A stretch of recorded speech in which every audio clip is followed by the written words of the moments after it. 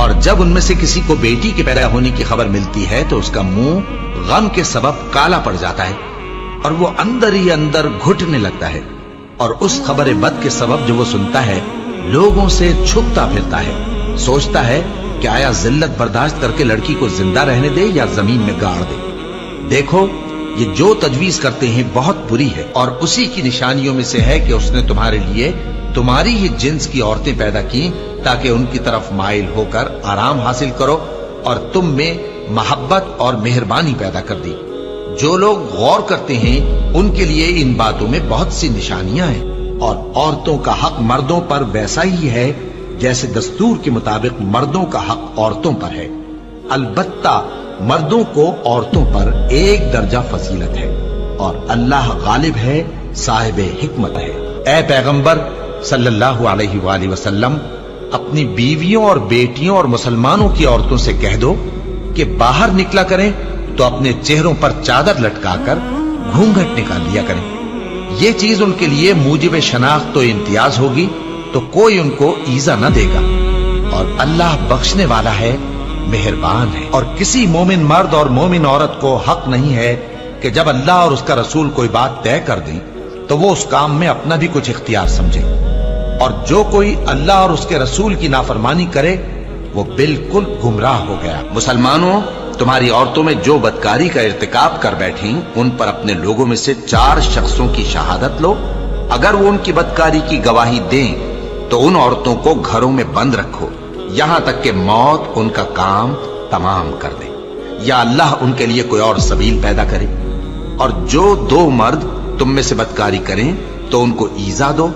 پھر اگر وہ توبہ کر لیں اور نیکوکار ہو جائیں تو ان کا پیچھا چھوڑ دو،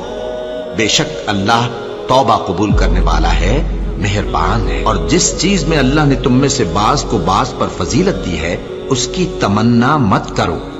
مردوں کو ان کاموں کا ثواب ہے جو انہوں نے کیے، اور عورتوں کو ان کاموں کا ثواب ہے جو انہوں نے کیے، اور اللہ سے اس کا فضل و کرم مانگتے رہو، کچھ شک نہیں کہ اللہ ہر چیز سے واقف ہے۔ مرد عورتوں پر حاکم ہے اس لیے کہ اللہ نے بعض کو بعض سے افضل بنایا ہے، اور اس لیے بھی کہ مرد اپنا مال خرچ کرتے ہیں،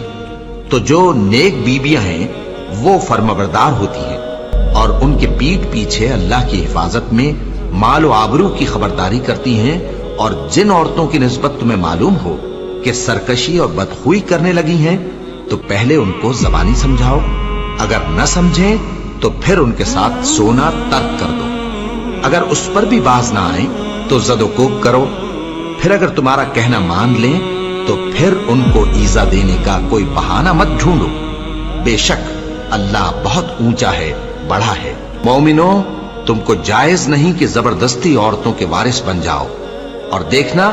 اس نیت سے کہ جو کچھ تم نے ان کو دیا ہے اس میں سے کچھ لے لو، انہیں گھروں میں مت روک رکھنا۔ ہاں اگر وہ کھلے طور پر بدکاری کی مرتکب ہوں تو اور بات ہے،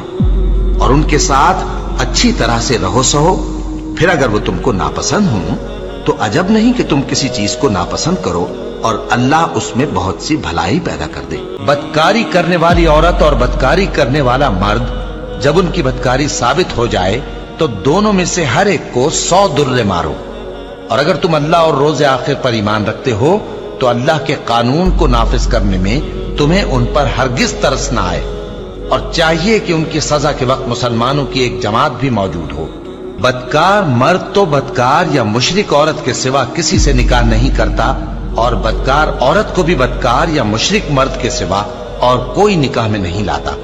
اور یہ یعنی بدکار عورت سے نکاح کرنا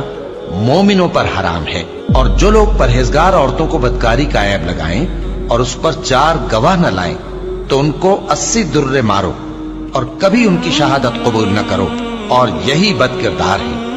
ہاں جو اس کے بعد توبہ کر لیں اور اپنی حالت سنوار لیں تو اللہ بھی بخشنے والا ہے، مہربان ہے۔